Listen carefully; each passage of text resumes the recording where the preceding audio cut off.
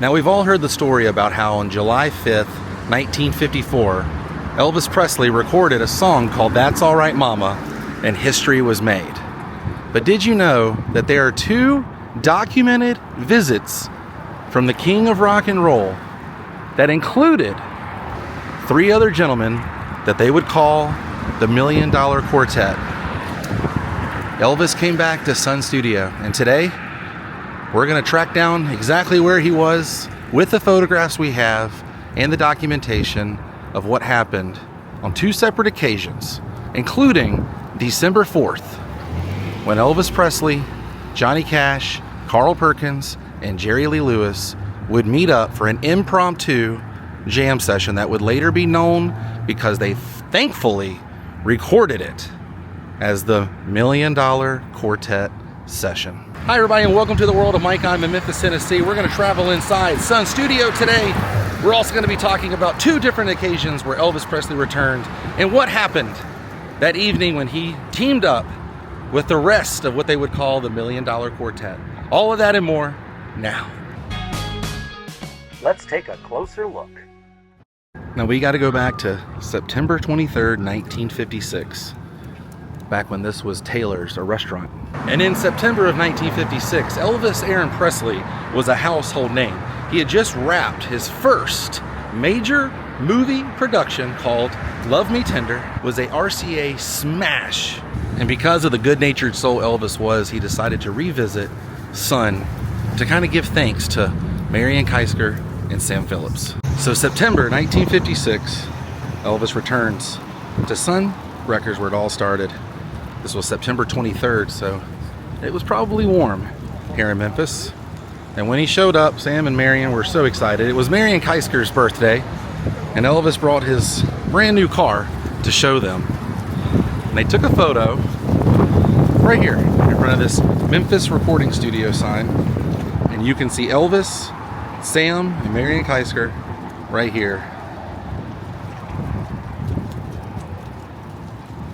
Now, Elvis used the alias Clint Reno as his name when he flew home. He always used aliases. He usually would use John Burroughs, but in 1956 he decided to use Clint Reno, which was his name in Love Me Tender. Love Me Tender was originally supposed to be called the Reno Brothers. And they took some photos here inside the office. We'll step inside and match those up.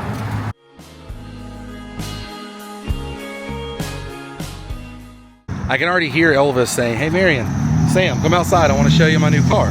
So they walked down the street here where Elvis had parked his car on Union, right next to Walker's, which is still a car shop area. And the pole, the light pole that used to be here, is no longer here. Now there used to be a pole right here that has been removed, but you can see in the photograph Marion and Elvis and Sam all in the car. And the Walker's Radio Works sign still is painted on the wall to this day.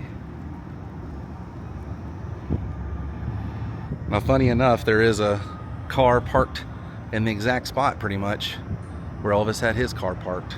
Interesting, right? You can see a photograph of Elvis's car here from the street curb, and the Radiator Works sign in the background as well.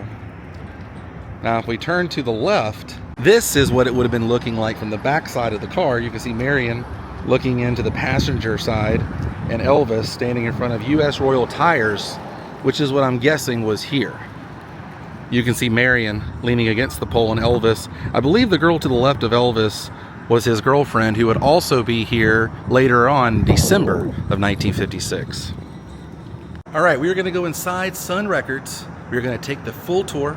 I'm going to show you pieces of the tour while you hear the story of what happened December 4th, 1956.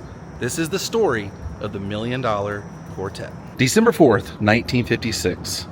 Carl Perkins was working in Sun Records that day with producer and owner Sam Phillips. Now, Sam was trying to always experiment. Sam experimented all the way from the very beginnings of forming Sun Records. So this time, Sam said, "Carl, I'm going to have a piano accompany this rockabilly sound." That arrangement was played by none other than the killer himself, Jerry Lee Lewis. So in one studio, you have a only known in Memphis at the time, Jerry Lee Lewis, who would be cutting his next single just a few days later. He played piano on Carl's version of Matchbox. Sometime in the early afternoon, a 21-year-old Elvis Presley visited Sun Records with his girlfriend, Marilyn Evans. He went inside the control room and talked to Sam, tried to catch up with Sam and see how business and everything was going.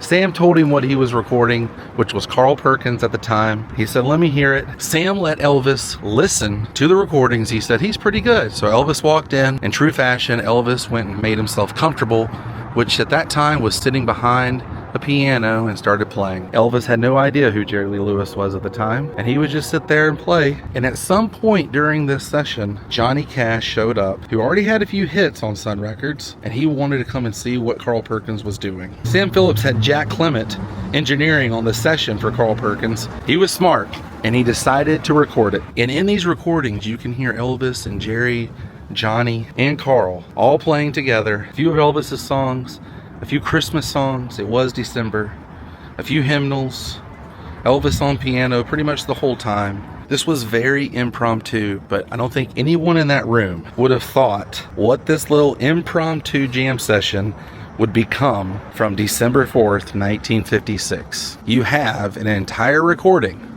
of what they called the $1 Million Quartet. Now, Sam called the local newspaper. They came down, took some photographs, wrote an article in the newspaper called the $1 Million Quartet, and that's where the name was created.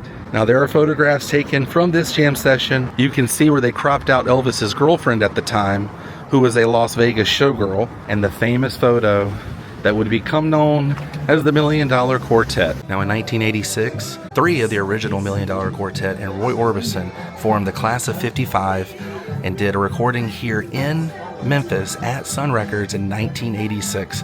And this is a real original pressing of that jam session. And there you have it.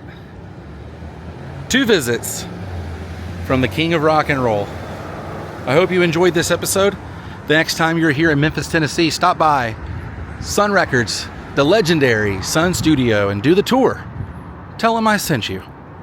I absolutely love this place. I do it every time I'm in Memphis, at least once a year. And thank you very much for watching this episode. I will see you on the next. Until then, stay weird. Goodbye.